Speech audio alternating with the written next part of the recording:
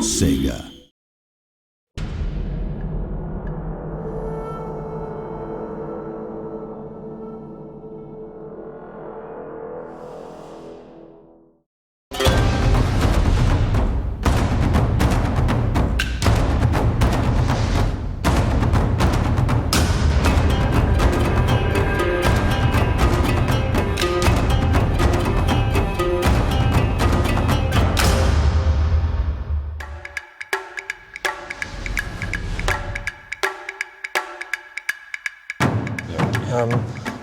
For a PC game, Total War's always had fairly weak multiplayer. It's only ever been the battle part of the game. It's been a recycled part of the game until Napoleon, and we really never really made it a central focus. And this time we have. It's the first time it's actually the fourth part of the game. You know, yeah, it's like a whole new. Sorry, it's actually amazing fun as well. It has a longevity to it as well, which is not something we've had before. It's not just game modes multiplayed. The whole character development, the whole progression through the Well, you do get to crush your enemies and see them before, you don't, and that's the whole thing. Exactly, and you get to see your own glory increase as a result. And if you're on the network, you get to chortle people later. True. It is something that we're not sure about, you know, it's a totally brand new thing, and you know, how... I love how we always take a punt. Well, you know, it's just like we always just go, it's gotta be good, right? But you have to take a punt. The first thing for us is we all know that the battles are fun, but they're 10 times more fun if there's context.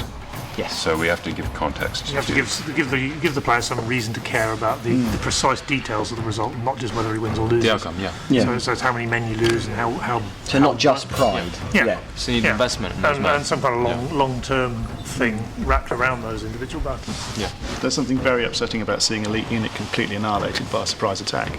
Yeah. Unless it's their. Unless it's there, at which point it's a bit like scalping someone and being like, difference between picking a random elite unit from a list that you'll have in a second battle against an elite unit you've earned. You've looked after them. And that you've looked after. You've nurtured them. You've watched their skill points. And if you lose them forever. It's like anything else. If you give them something for free, you don't value it as much as something you've earned. Exactly. So there's that kind of, over the course of time playing multiplayer, you get things and you work for them. Yeah, and you worked in the sense of, it's a very loose sense of the word work, but you put the time in and you've achieved it, and you feel, yeah, that's cool. I've got X, I've got Y. I've now got a big choppy sword. That's really good. Talk about art. Art's good. Okay, Let's talk about art, baby. Yeah. Let's talk about cherry blossom. So with art, I mean, leaves. The whole way we started it was, long before we started the whole project, it was to take one of the artists and get him training how to do Japanese brush art. Yeah. Woodblock. Sorry, not brush. So that's Roland McDonald. How long did it take?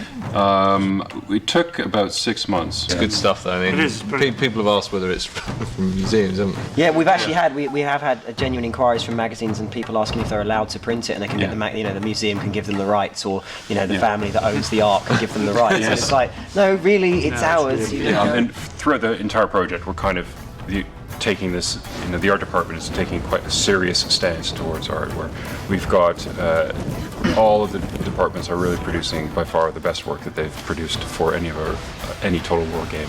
I think for future projects we'll keep on top of the art and art direction, because it's really quite a big selling point. We're loving doing it. It's the style of that period, I think.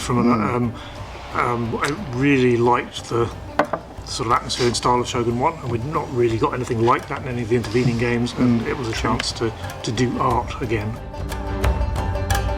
He's really doing Total War games on film before we've ever even heard of Total War, or some of us were born.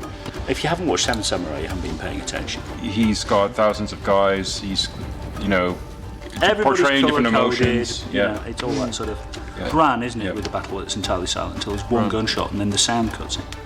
It's this enormous battle that goes on forever with a castle on fire. And, there's books as well as the Musashi books. That's definitely the stuff that influences me the most. I actually read the Hagakure about 15 years ago, something like that, and the same thing goes for Musashi's Book of the Five Rings, and that stuff Sun Tsu. is and Sun Tsu, of course. The Musashi books. I mean, I'm talking about the novels. You mean the novels about? Novels are based on the character that wrote the Book of the Five Rings. There's a whole series. There's dozens and dozens of these novels which are completely known to everybody in Japan. So they're Robin Hood, effectively, as Musashi. Jack's got someone on his desk. Yeah. Yes. And there's this. I can't remember the name Jack is of the officially website. the holder of the most geeky thing I've ever seen done at CA. Right now, this is How seriously geeky? right. Okay, this is super geeky. Okay, we're a company full of guys who like board games and make games about historical warfare. Okay, so this really has to take a title. And Jack, I actually once saw him creating a unit on screen. This was actually for Napoleon. He was creating a unit on screen for Napoleon, and he said something like, "17th Hussars didn't have brass buttons on the top point of their uniforms. Expelliarmus!" And then deleted it. And I was like, I literally had to stop and tell him that was the most awesome piece of geek I've ever seen in my life. This is where Japaneseness in some way helps us out from a gameplay point of view. Craziness. Because when you Yeah, put all yeah. kinds of banners in the like we're saying before, you've got all the different Japanese banners. They're very UI focused. UI focused. Yeah. But their castles as well. They actually almost deliberately put good gameplay into their castles. It's almost like they enjoyed the battle. They did.